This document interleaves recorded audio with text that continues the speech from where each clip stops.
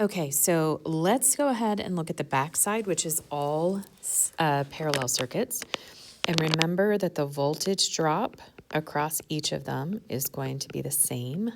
So that makes life easy. And my current is going to be additive. So my total current is going to be current through 1 plus current through 2 plus current through 3. And then the funky thing is my total resistance or equivalent resistance. Sometimes you'll see it listed that way. And so on this one, what I'm doing is taking the reciprocal of all of them and adding them together. And then what I'll do is I'll flip my answer, and that will give me my equivalent resistance. Okay, so let's go ahead and take a look at this first one. Here's my setup. I've got a total voltage of 10 volts, which means across each of these branches, I also have 10 volts. So 10 volts, 10 volts, and 10 volts. I do not have anything on current, so I'm actually going to make you add these on this one. And I need to have a common denominator. So 12 is my common denominator.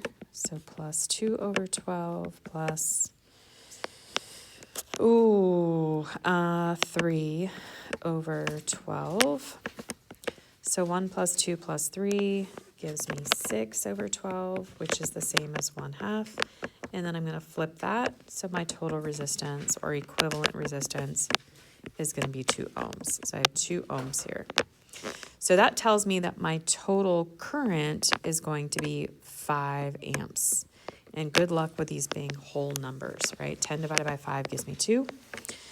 So my current through this one is going to be 10 over 12. So I can reduce that by 2. So that would be 5/6 amps. 10 over 6 would be 5/3 amps. And then 10 over 4 would be 5/2 amps. So this is the only one that does have fractions in there, so it's okay to leave it that way. If you do want to stick it into your calculator, you may do that as well and get a decimal. All right, number 7. Again, we're with our branches here. We don't know any of our resistors. Well, I know my voltage that I have goes the same through the whole way.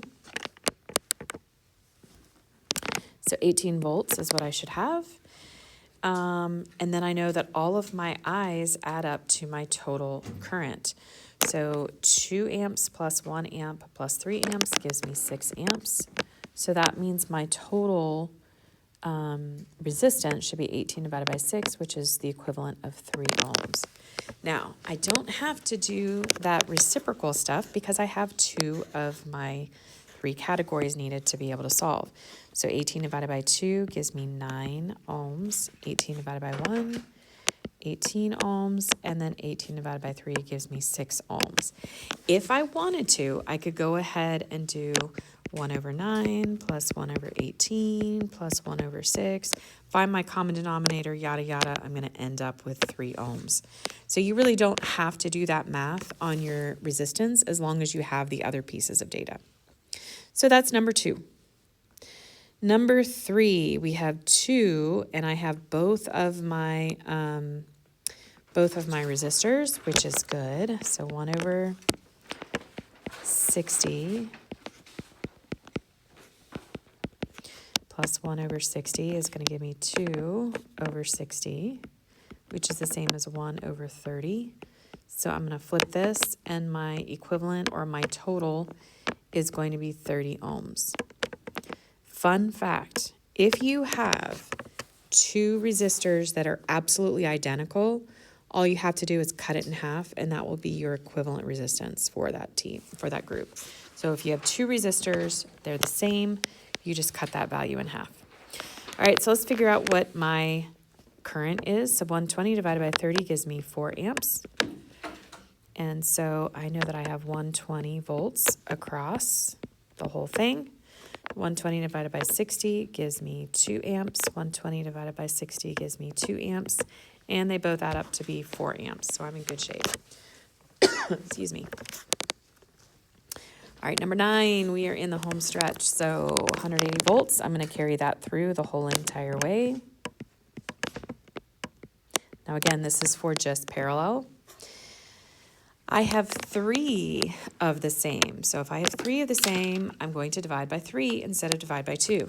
So 1 over 60 plus 1 over 60 plus 1 over 60 gives me 3 over 60, which is the same as 1 over 20.